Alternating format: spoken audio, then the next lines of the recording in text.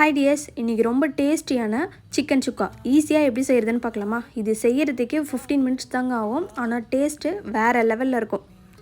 அதுக்கு ஒரு மிக்சிங் பவுலில் 750 கிராம் சிக்கனை நல்லா க்ளீன் பண்ணி எடுத்துக்கோங்க.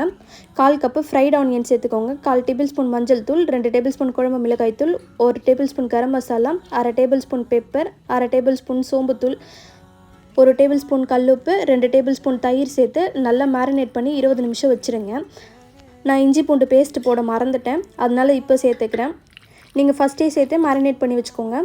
இப்போ ஒரு பேனில் ஒரு குழிக்கரண்டி நல்லெண்ணெய், ஒரு சின்ன துண்டு பட்டை, 2 லவங்கப்பூ, ஒரு ஸ்டார், ஒரு பிரியாணியில் ஒரு கொத்து கருவேப்பிலை, ஒரு பச்சை மிளகாய், 1/4 கப்பு வெங்காயம் சேர்த்து நல்லா வதக்கிக்கோங்க. இப்போ நம்ம மேரினேட் பண்ண சிக்கனை இதோடு சேர்த்துருங்க. சேர்த்துட்டு நல்லா கலந்து விடுங்க. 1 கப்பு தண்ணி சேர்த்து 10 நிமிஷம் கொதிக்க விட்டிங்கன்னா கிரேவி கன்சிஸ்டன்சியில் இருக்கும். இன்னொரு 10 நிமிஷம் ஹை ஃப்ளேமில் கொதிக்க விட்டிங்கன்னா தண்ணி எல்லாம் வற்றி சிக்கன் சுக்கா ரெடி ஆகிடும். லாஸ்ட்டாக பெப்பர் தூவி இறக்கி